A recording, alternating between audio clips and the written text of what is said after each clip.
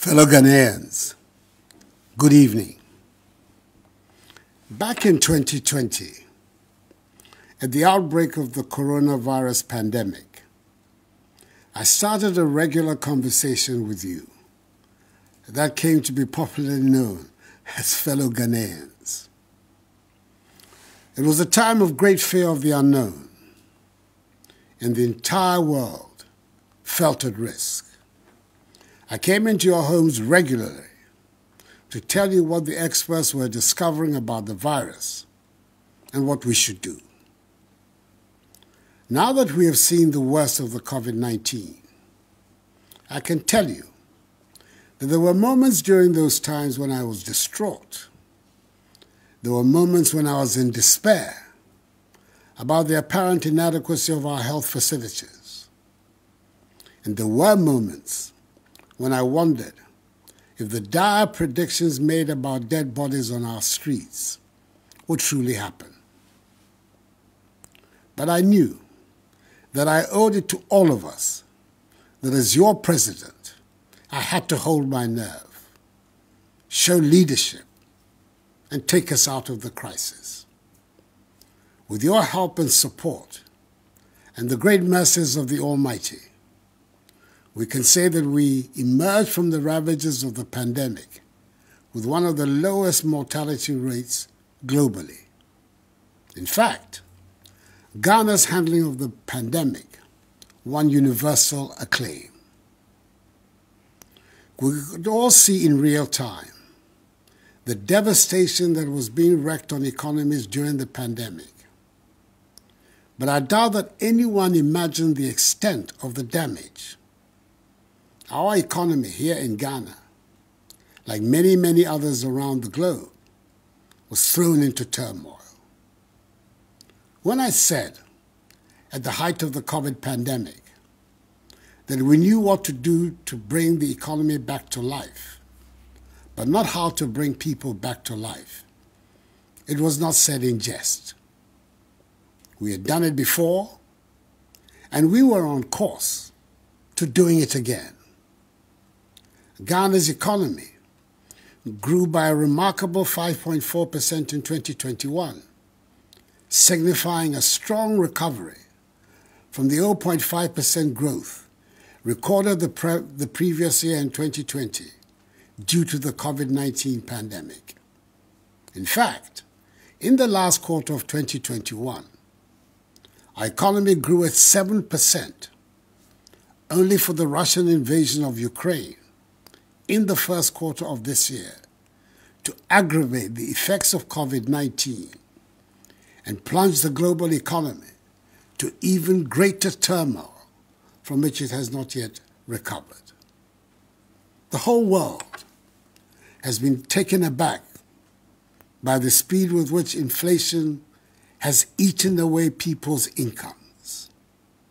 Economies, big and small, have experienced over this year alone the highest rise in cost of living over a generation, the highest rise in government borrowing in over 50 years, the highest rise in inflation for 40 years, the steepest depreciation in their currencies to the US dollar over the last 30 years, the fastest peak in interest rates for over 20 years, and the greatest threat of unemployment in peacetime, with over 100 million people being pushed into extreme poverty. Between the end of 2019 and now, inflation in Ghana has increased by 5-fold, in Togo by 16-fold, by 11-fold in Senegal, and by 7-fold in Côte d'Ivoire. In truth, however, the fact that there are petrol queues in France does not make it more tolerable that the trottoir price from Kassoa to Circle has doubled in the past 1 year. Nor does it make it any more tolerable that the price of cooking oil goes up every other week. It is important to state mentioning the increases in prices worldwide is not meant to belittle the scope of suffering here, but simply to help us put things into some perspective and hopefully learn some useful lessons about how other people are coping. Fellow Ghanaians, this is why I'm back in your homes this evening, to ask for your support as we work together to get our economy back into good shape. In April, after the cabinet retreat of the first quarter, in recognizing the deteriorating macroeconomy, my government announced a 30% cut in budgeted discretionary expenditures and a 30% cut in salaries of the President, Vice President, ministers, deputy ministers, MMDCs, and political office holders, amongst other measures.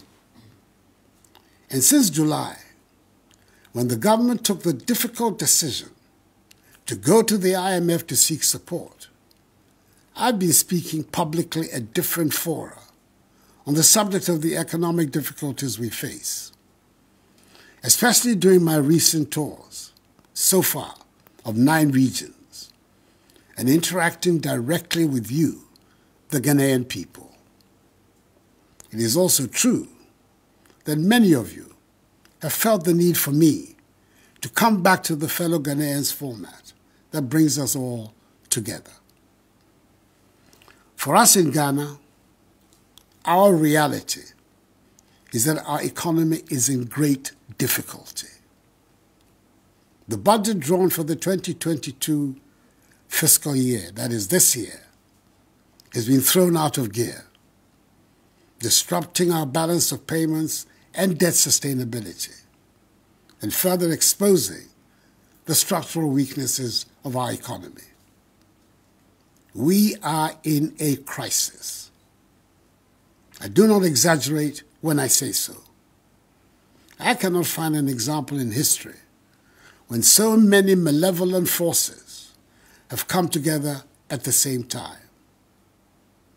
But, as we have shown in other circumstances, we should turn this crisis into an opportunity to resolve not just the short-term urgent problems, but the long-term structural problems that continue to bedevil our economy.